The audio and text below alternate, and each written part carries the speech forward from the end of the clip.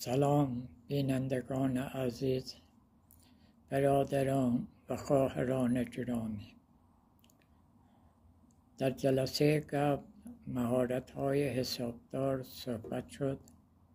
حالا در مورد آنها توضیح داده می شود. توجه به جزئیات. همه حسابدارها برای موفقیت در نقش خود به یک سری مهارت نیاز دارند.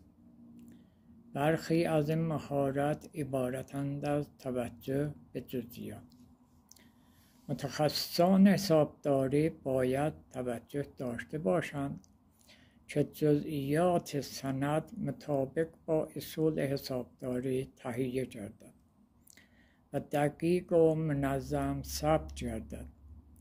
با توجه به حجم بالای داده‌های مالی که باید مورد تجزیه و تحلیل قرار بگیرند، امکان اشتباه وجود دارد. با این حال اگر اشتباهات ساده کشف نشوند، می توانند به مشکلات بسیار بزرگی تبدیل گردند. مرحله بعد برقراری ارتباط بود.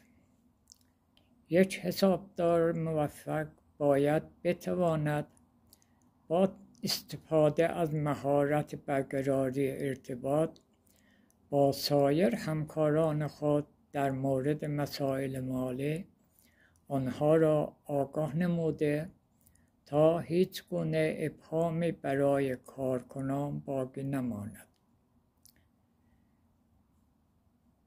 و مرحله بعد هوش تجاری بود.